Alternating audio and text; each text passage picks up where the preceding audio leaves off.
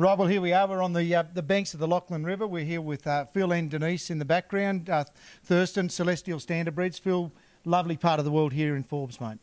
Yeah, it's a really unique property. The river looks fantastic at the moment. It hasn't looked that good in recent times with major flooding, but it's a lovely place, and we're very fortunate to have a nice property here on the river.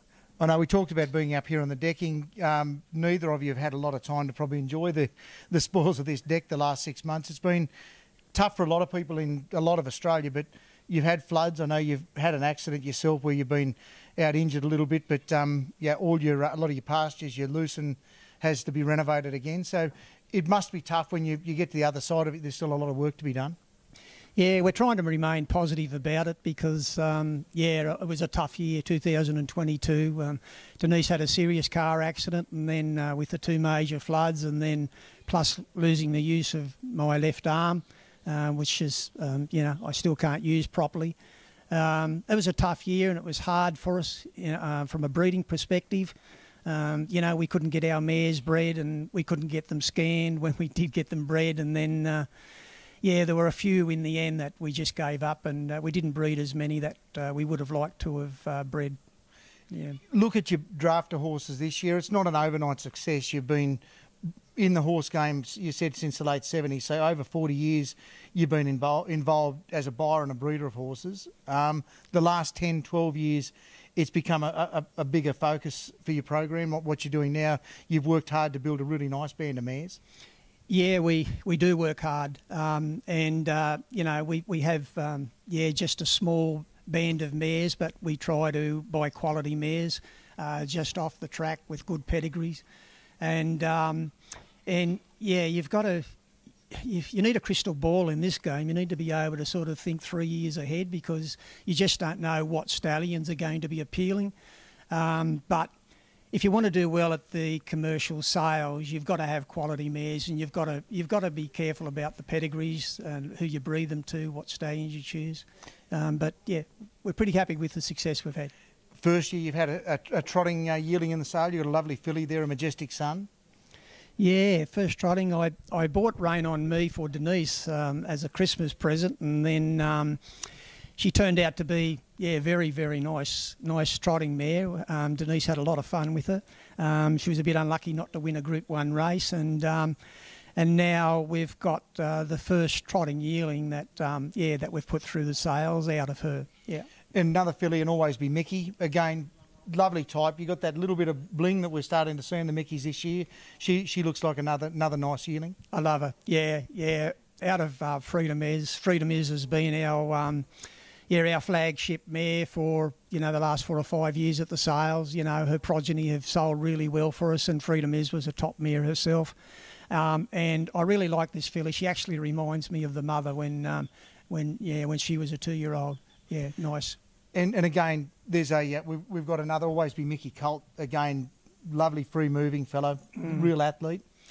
Yeah, I've got to say that it's the first time I've worked with Always Be Mickeys, and yeah, they've both got super temperaments. You know, right from the word go, from when they were foals, you could do anything with them, and yeah, I think they're both good types, and hopefully they'll sell well for us. And McWicked, this is your first McWicked offer for sale for yourselves, obviously. Yeah. First McWicked colt born in Australia. Yeah.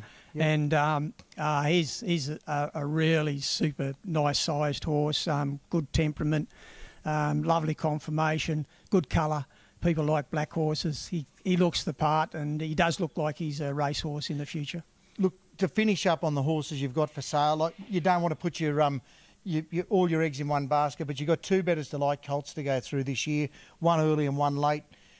Got to say, the one late in the catalogue, he's a lovely, lovely horse. He stands amongst.